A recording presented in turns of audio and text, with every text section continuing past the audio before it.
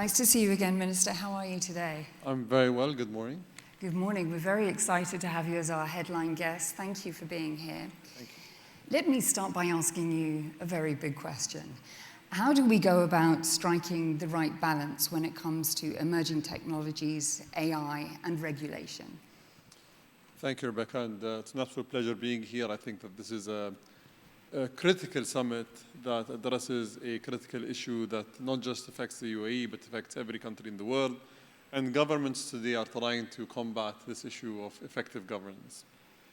Just before we start, I must say that I would love to spend the whole day with all of you here today, but we need to cut our session a bit short because I have another engagement.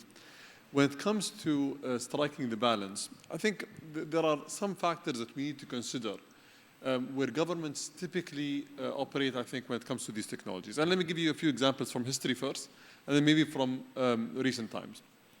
Governments, in every single instance, when it comes to new technologies, tend to look at the world with a very protective view. So how do I ensure that I protect people, that I take the right decisions proactively to protect these people? Now, with that, the typical answer is over-regulation. So every single time we see that happen, we see that there is a big chance of over-regulation. And I'll give you maybe two examples from history and one example from recent history.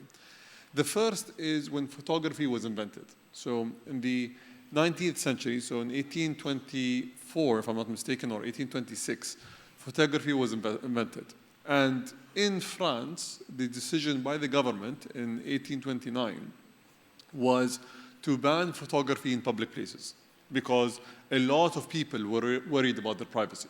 So it was about, okay, what do I do when someone takes a photograph and I'm in that photograph? People know where I am, people know what I'm going to do, and so on and so forth.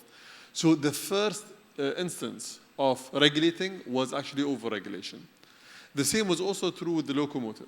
So when cars were first invented, the UK had a very forward-looking regulation at the time called the Locomotives on the Roads Act of the 19th century.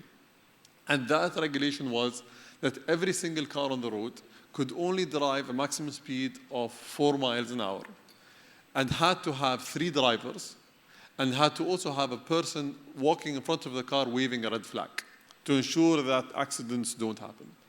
Now, what that did was it actually hindered the adoption of locomotives. So people were not buying cars because it didn't make sense. I can walk faster than the car. I did not need to hire 3 drivers and the person who walks in front of the car with a red flag.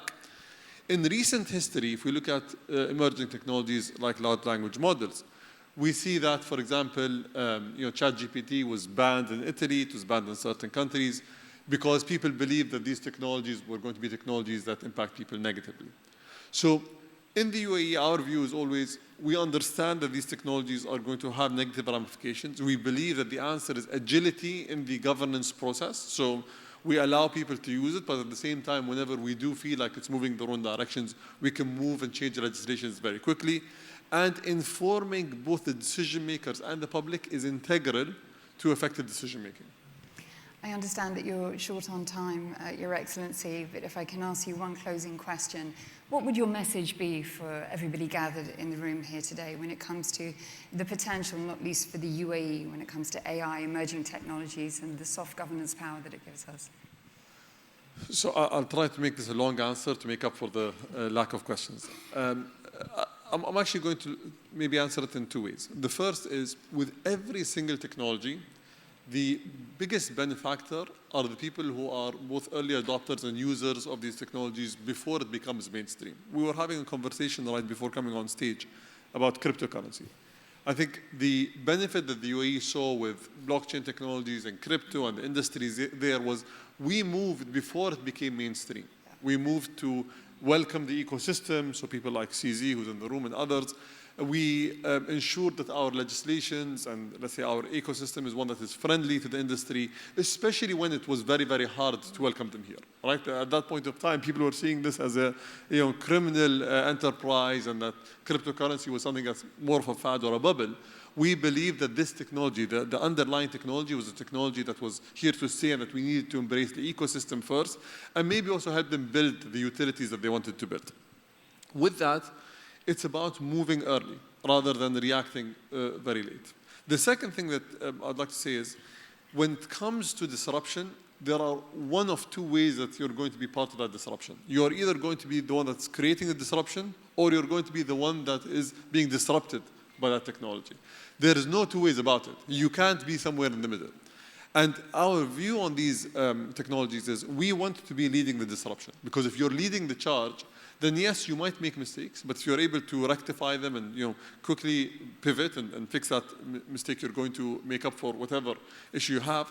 But many countries are going to emulate you, and you're going to set the standard. The standard is not going to be set abroad and then emulated and adopted in your country. So I would urge every single person to first utilize these technologies and use them. You need to actually try them, understand the limitations of them.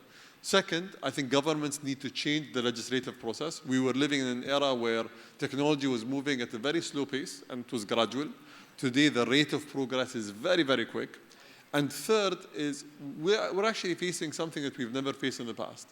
Because of the common digital fabric that we're all on, which is the internet, technologies today can cut across borders very quickly. So you can't say that I'm isolated on my island and this is not going to affect me. It's going to affect all of us. The faster you move, the more informed you are, the more likely you are going to put the necessary restrictions to safeguard your people, but at the same time, you're going to benefit from the industry that's being created. Very exciting times ahead. We're so grateful to have you here. It's been an honor for you to be our headline guest this morning. Shukran jazilan, ladies and gentlemen, His Excellency.